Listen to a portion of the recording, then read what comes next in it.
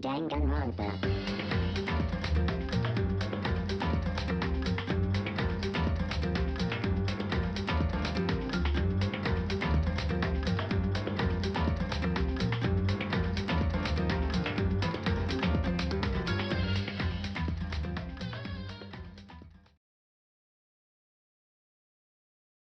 One of the things I can say about Leon Kuwata that I do find quite interesting can be described in one word: realism.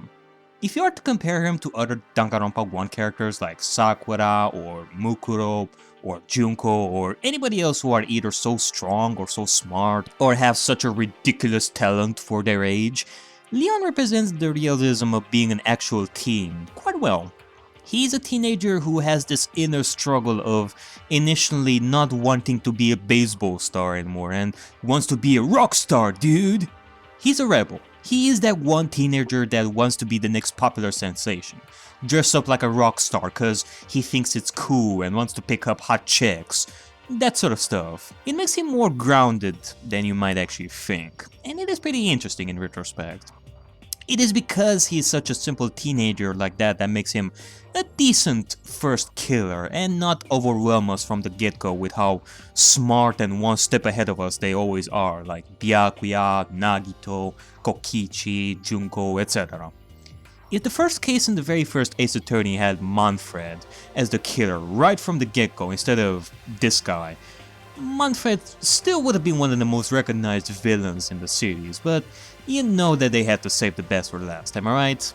Frank was put there to ease us into the series, and the same thing can be said about Leon. Also, his execution, which is the first execution in the series, except for the one that Jin had, that showcases the brutality of the killing game quite well, and he has graced us with this.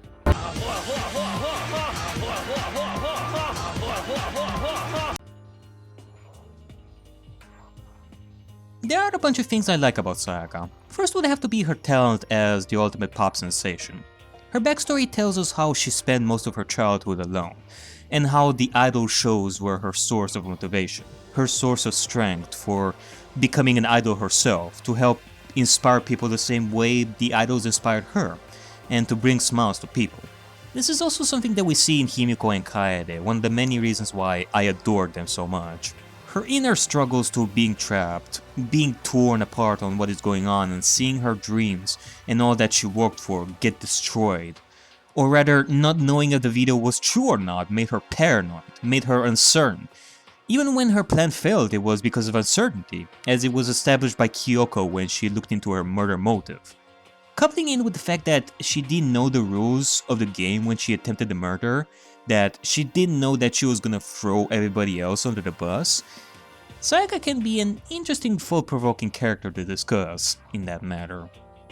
I think of her as a good person, even if it turns out it is true that she did some bad things in the past to get to where she is. She admitted it herself. Well, nobody is perfect. And we do have to take into consideration that a killing game in general can push even the biggest sweethearts into murder. I also do find her interactions with Makoto in the first chapter to be really adorable in my eyes.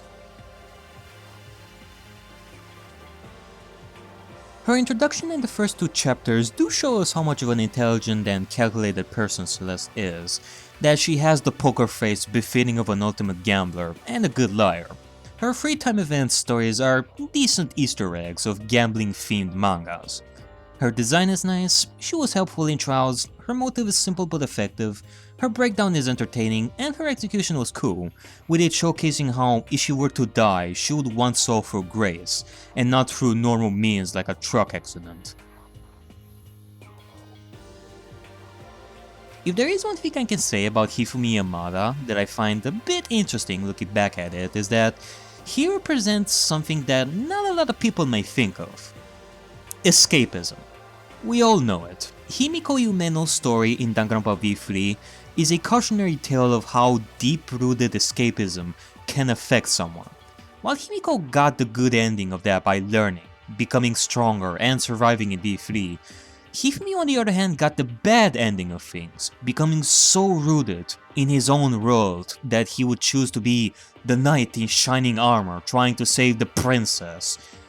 either Celeste or alter ego laptop waifu Chihiro, and defeating the evil dragon that is Super Saiyan Taka, without even questioning the repercussions of his actions if he goes through it, easily swallowing Celeste's lies in order for her plan to work. That is one thing I find interesting when looking at Hifumi. The idea of his unhealthy escapism escalating to the point of death. The execution? Go watch my ultimate analysis of Himiko Yumeno to see the execution of the escapism theme done like a million times better. Also, some of the stuff in his free time events are nice, like his passionate talk about his work and being a fanfic creator, how he wants to inspire other people through his creations.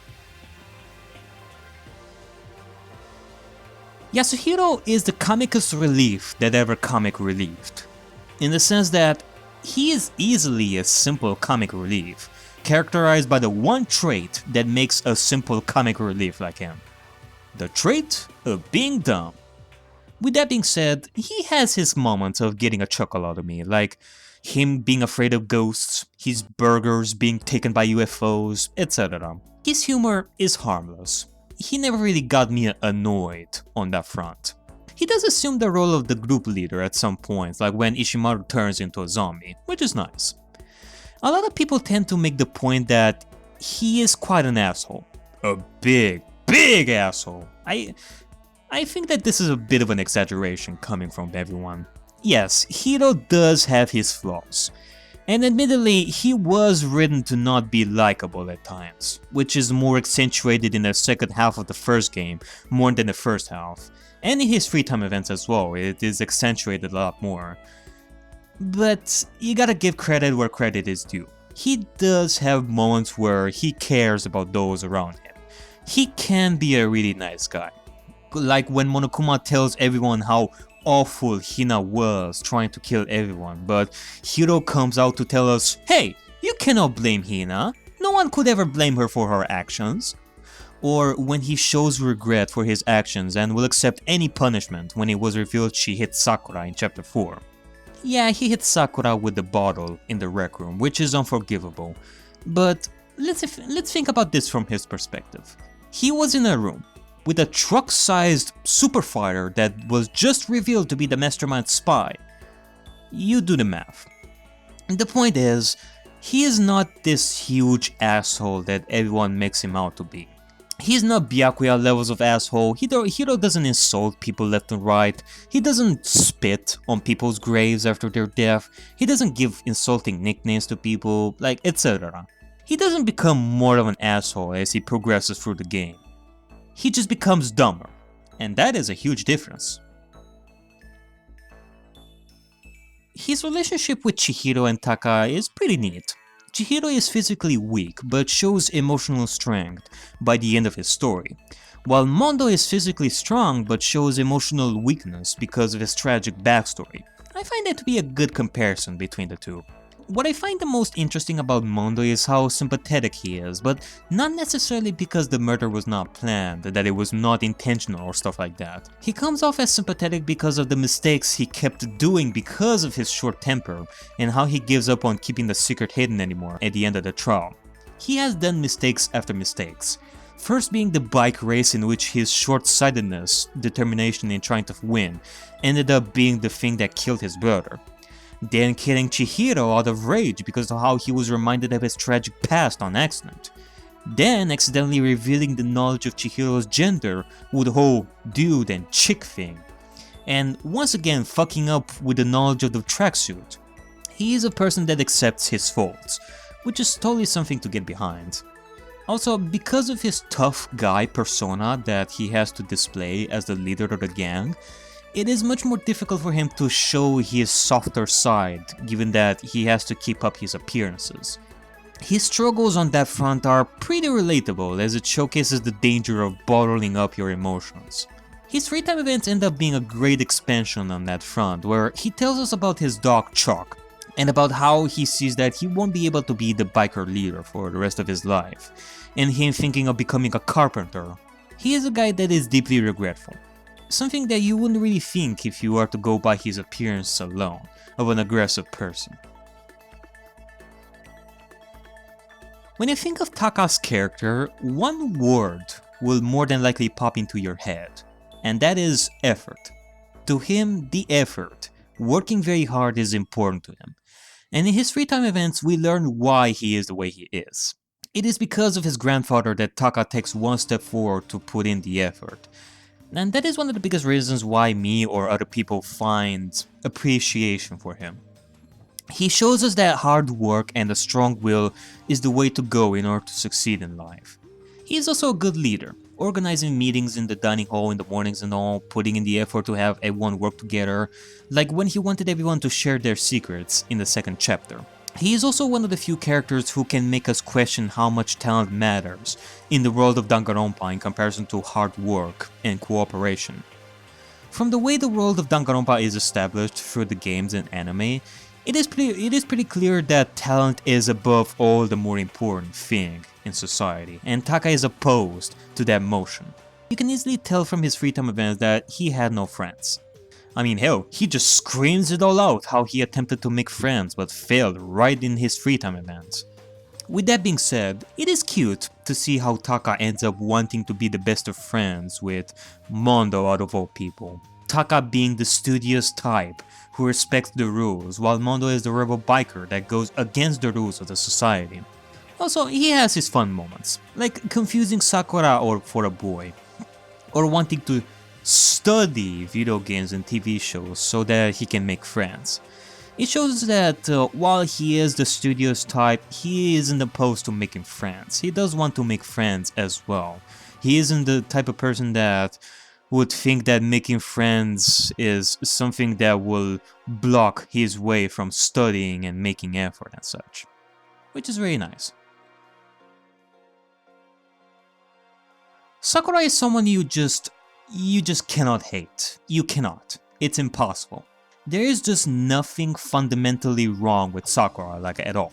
She's nice, she's honorable, she's a mountain of determination. She is very easy to like on a very simple level, and she does have stuff going on about her when you look at it with an analytical lens. One of her themes is that of the gender roles, and how some people think if the title of the strongest human being can even be achieved by a woman, which is a good motivator for pushing herself to be one, but at the cost of keeping her feminine side all hidden, as she thinks originally that acting like a girl will make it harder to become the strongest. She is insecure about it all, which leads to Makoto telling her in the free time events that she is allowed to have a feminine side, and while her goal is to become the strongest, she doesn't have to be manly to find that strength, which is quite lovely. People are initially gonna think that she's the type of person that got it all figured out. But, well, it couldn't be far from the truth due to her insecurities, which makes her more interesting in the eyes of those who discovered this. That she's just as vulnerable as everyone else, and not some sort of invincible entity. She is one of the most reliable students in the first game. She's not afraid of opening up, mostly since she feels quite prepared for whatever Monokuma will have in store for her in the first chapters. Reason why we see her talk to Makoto about her motive video so easily while others don't. She lets Hina sleep with her in her room to make her feel protected, etc. Going back to her goal of becoming the strongest, she feels guilt over defeating her father, who also had the goal of becoming the strongest alive. This means that she is aware that her winning can have a bad impact on other people in her life. If she defeats Kenshiro, history will repeat itself. This does connect to her sacrifice, as she thinks that her loss will end up saving everyone and have them unite once again after her death, which indeed worked in the end at the cost of her life. Optimistic and friendly, that is Hina to you. But under that surely lies quite a vulnerable girl that slowly gets affected by the killing game more and more as chapters go by. Let me explain. Hina is always the one girl that says that there's no way anyone will be killed over that motive. She assumed that no one would kill over some old memories in chapter 2, but it happened. Byakuya also commented to her on how it is dangerous to judge someone else's values based on her own outlook. She assumed that no one would kill for money, but it happened. And with the added doubt that slowly popped up and was already struggling with as time went on. Hell, we even see her in her bed from third-person perspective, so affected by the killing game. Side note, why can't we have more of this? Moments where we see the students' thoughts and feelings from a third person's perspective while the protagonist is not there. We need more of this. End of side note. By this point, she's forcing herself to be optimistic, and she still has someone like Sakura to trust. But when Sakura died, she was completely broken. Sakura was revealed to be the traitor. Byakuya was fine with the idea of her dying after the reveal. Hina had a fight with Toko afterwards, Toko and Yasuhira tried to kill Sakura in the rec room. All of this coupling with Hina's guilt over the suicide note, it all reaches a climax where Hina was fed up with everything that happened in the killing game and wanted everyone dead, having built up so much betrayal and thinking of everyone as a bunch of assholes who drove her best friend to suicide. If it were the Hina from the first chapter, she would have noticed that the fake note was fake. But by the time chapter 4 comes in, a lot of doubt was built up inside her. In the end, things got resolved, with the first suicide note being a fake by Monokuma, and Hina is back to her cheerful self. She was still capable of bouncing up and moving forward after all that happened, which fits her character, as she's all the more motivated to escape with everyone else alive, with her newfound strength coming from Sakura's real last message, before her death. All of these little details that built up to chapters 4 climax and Hina's breakdown, I find it to be quite interesting. Also, donuts. She is a jerk, yes, but she is a jerk with context if you follow her free time events. We learn of how she got bullied and the trauma that follows it. She is paranoid and a bully herself as a result of it. In the first game, she never tries to improve herself, because why would she if people are going to betray each other non-stop? And that is an interesting start for her character arc that starts in Altered Dispergos and is when she truly shines. Which, as I said, I cannot talk about Toko in Altered Dispergos because the rules I established at the beginning, cause fuck me, am I right? We also learned that Toko developed her talent as a writer ever since she wrote the love letter to her friend, who she knew ever since elementary school, but got betrayed by said friend, revealing that he only tolerated her every time. So, he pinned the letter on the bulletin board for everyone to see. Toko was affected by this, but because of it, the teacher saw what she wrote on the letter and inspired her to start writing, to the point of selling the most popular books out there. It's neat. This is another good backstory telling us of how a student developed their talent, similar fashion to Sayaka, Taka, Himiko, etc. Also, in chapter 6, she did start helping by going to the morgue rogue and investigate herself, which is something that she never did up until that point. And, well, that's pretty much all the good stuff I can say about Toko in the first game. Sorry, Toko. But I swear I'll bring you justice whenever I will have the chance to talk about your overall character in the entire series, including Altered Dispergos, cause there's a lot I can discuss about Toko that I like if I have the whole set. Also, side note, you may notice that most of the things I have said about Toko in Danganronpa 1 that are good / interesting come from her free time events, and not much else from the main story, and while the free time events are good, it is also a problem that I have that doesn't focus on just Toko, but also spreads to other characters, which... I'm gonna talk about that a different day. This isn't the right video at all for me to talk about it. Boy oh boy, where do I even begin with this guy? Let's start with his free time events, which pretty much tell us straight to the face about the environment in which Byakuya was raised in ever since he was born, which explains everything about the way he thinks, the way he does things, his ideologies, etc. He is a product of his environment, which is why he saw the killing game the way he did, as something that he wanted to win, just like everything else in his life. It was all a game to him, and there is purpose to everything he did because of that mentality. For example, in chapter 2, he moves Chihiro's body in order to have Genocide Jill be revealed, which he already deduced it was Toko. In chapter 3, he already deduced that Celeste was the killer, and because of how confident he is, because of how he always believes that he will win, instead of doing things himself, he can take a step back and let Makoto do the dirty work, as Makoto is led by Byakuya to the evidence that will make Celeste's plan fail, just so that he can test Makoto and see what he is capable of. It's all a game to him. What makes him quite interesting in my eyes is that after all that happened in Danganronpa 1, especially after chapter 4, he slowly accepts that sometimes someone like Makoto, for example, will know some things that he doesn't. We all know it. In chapter 4, it was about him failing for the first time and having a temper tantrum about it when he didn't consider Hina's or Sakura's feelings being part of the equation. But later in chapter 5, when once again he makes a mistake about the trap that Kyoko warned everyone about, he doesn't do that anymore, but instead he acknowledges that he made a mistake, and that Makoto spotted the trap as well. Byakuya is another good example of a character that has a lot going for him in the main story, while also having his free time events expand on his character and not create his character. In my eyes, in Danganronpa 1, he was a great rival, a great antagonist, a character that doesn't need to go to over-the-top levels like Nagito and Kokichi in order to fulfill the role of an antagonist as great as he did. And I believe what they did in Danganronpa 1 with Byakuya is a good start for his character development that happens in the next entries, in small chunks, where he becomes closer to the rest of the survivors of the first Danganronpa game, one who is willing to put himself in great danger for his comrades, which humanizes him more, while also still being his cocky, arrogant, intelligent and composed self, as he has always been, which is perfectly fine in my book.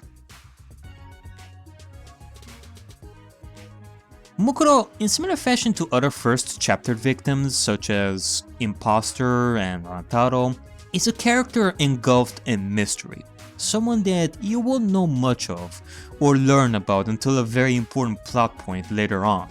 There is a level of intrigue to her, and once you put things together, she can be pretty neat. Mukuro is someone who throws her human side so that she can feel close to her sister, Junko, to help her. And in the midst of all that, as we learn from her free time events, is someone who also struggles with the thought of never being like her, to share the same values, the same mindset her sister has. She feels like she can do much more. She never chased any significant dream of her own other than the one of her dear sister, so she wants to start looking for something that can give her life more meaning. Going by the first Danganronpa game, Junko Enoshima is quite an effective villain. As time goes on, especially in the last 2 chapters of the game, it builds up this mystery behind Junko Enoshima. The real Junko Enoshima, the one responsible for the killing game. And once you see her for the real at the end, she makes quite an impression on you. To think that this crazy girl, this crazy teenager, is responsible for the end of the road, it is insane. And yet, it's true. There is a mystery to figuring out who the mastermind is, who Junko Enoshima really is. But even when you meet her and defeat her, she still can make you intrigued as to how she conquered the world, how she created a tragedy. The first game doesn't answer that. It leaves it to your imagination. Same with how this girl turned out to be the way she is, and when you find out from her, it is quite simple and effective. She is the way she is because she is so smart and can predict everything that she gets bored because of it, and despair is her only way of entertaining herself. Nothing too overly complex. A villain doesn't necessarily need to have this huge backstory that tries to make you sympathize with.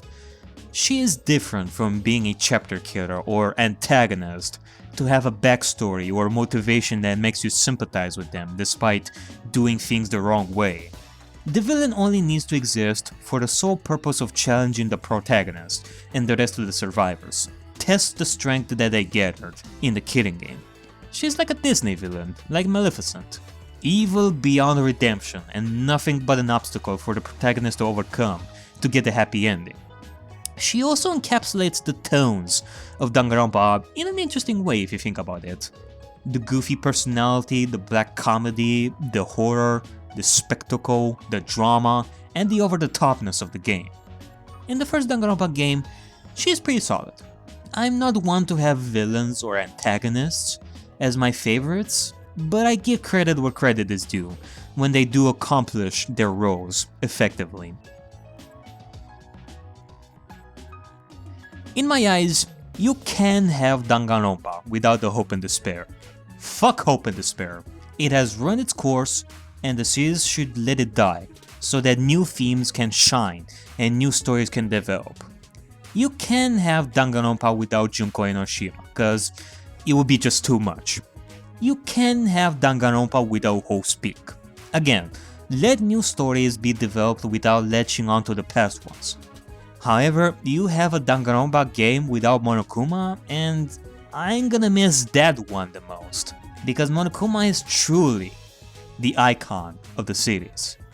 When you look at this guy in the image, some of you are not even gonna remember his name at all.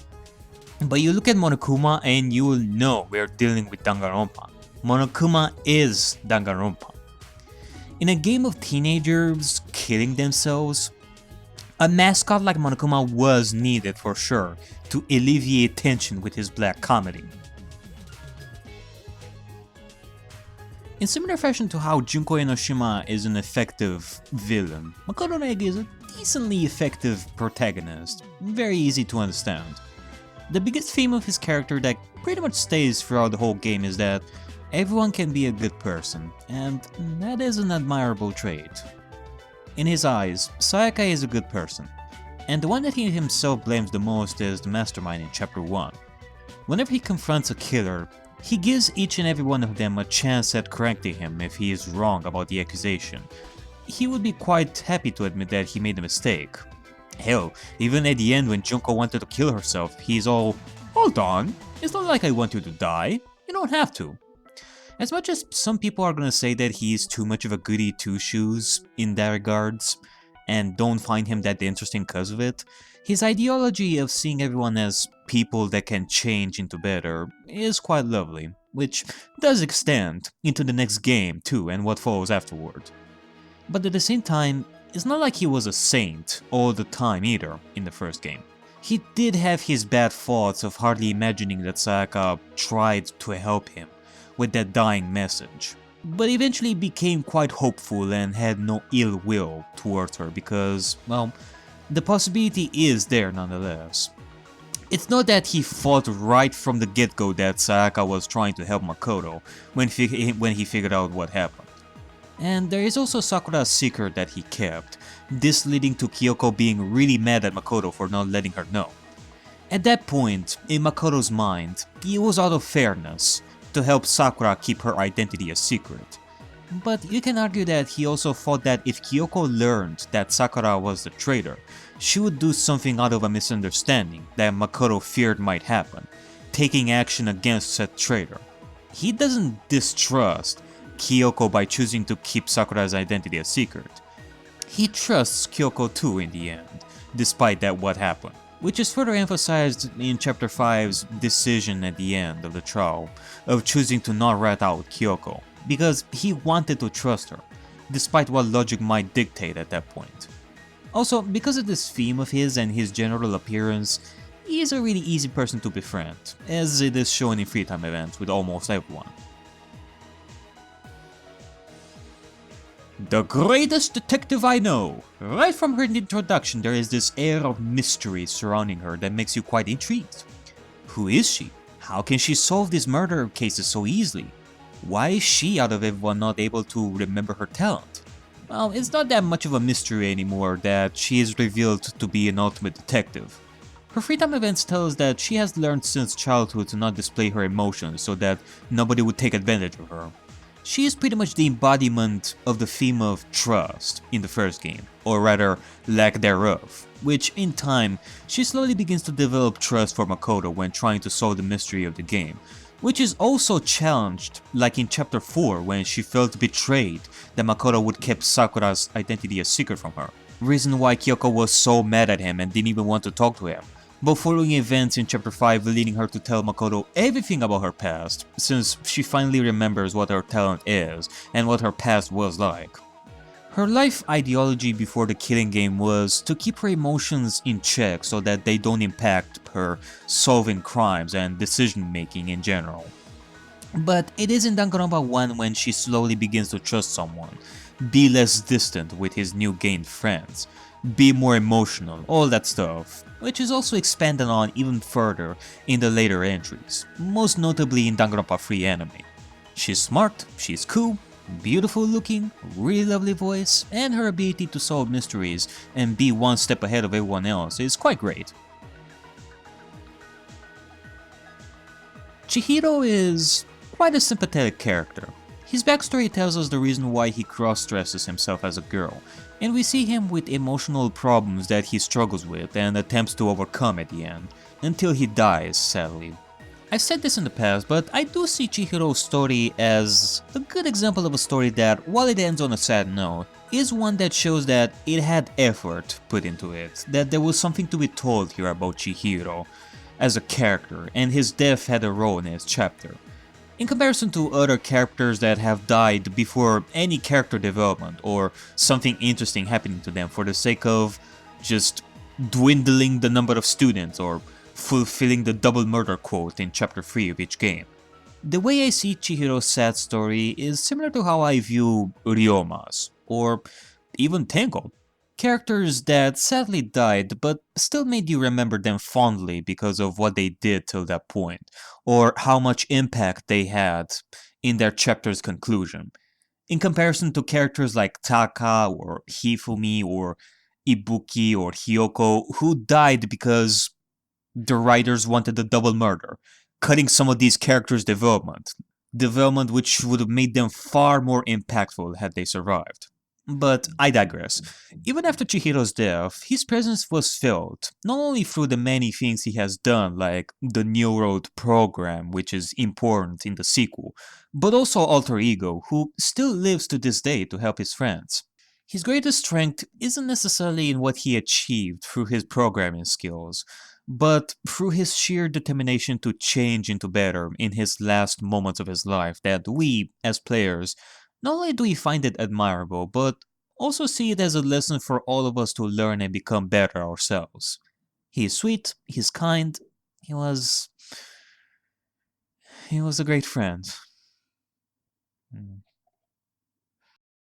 Feeling blue? It's just that... It's just that it has been such a long time since Danganronpa 1 happened, and all of this talk about these students surely made me feel... yeah, how should I put it? Homesick. Homesick, you say? There are quite a few moments I will never forget. My very first class trial ever, that time I had a bit of a crush on Chihiro until I found out that he was a boy, when Genocide Geo showed up for the first time, when Taka turned into a Super Saiyan for the first time, when I had chosen to believe in Kyoko in chapter 5, when I was really pissed at Byakuya in the early chapters, even that time when Monokuma crushed Alter Ego with the excavator.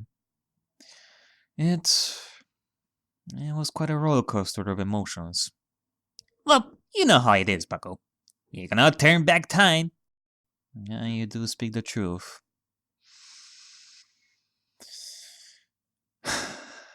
Okay, well, that'll be it for today, folks.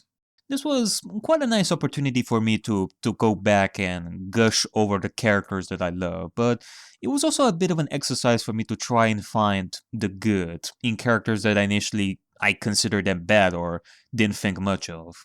This was also a good video for me to determine which character had a lot more meat, so to speak, in terms of character writing. Because, for example, I had a lot of things to say about Himiko Yumeno in her analysis video, and so I wanted to see which character in Danganronpa 1 fits that criteria where there can be a lot of things to talk about, a lot of things to analyze, but also analyze a character that I really like. Best example being Toko Fukawa. And, well, there are a bunch of other reasons for why I made this video, but those are a bit more personal. So I'm gonna end this video by telling you guys something. A thing that you should always keep in mind.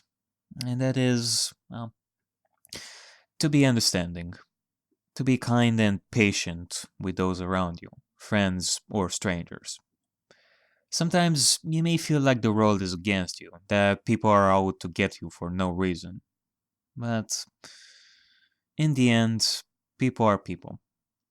Everyone does mistakes.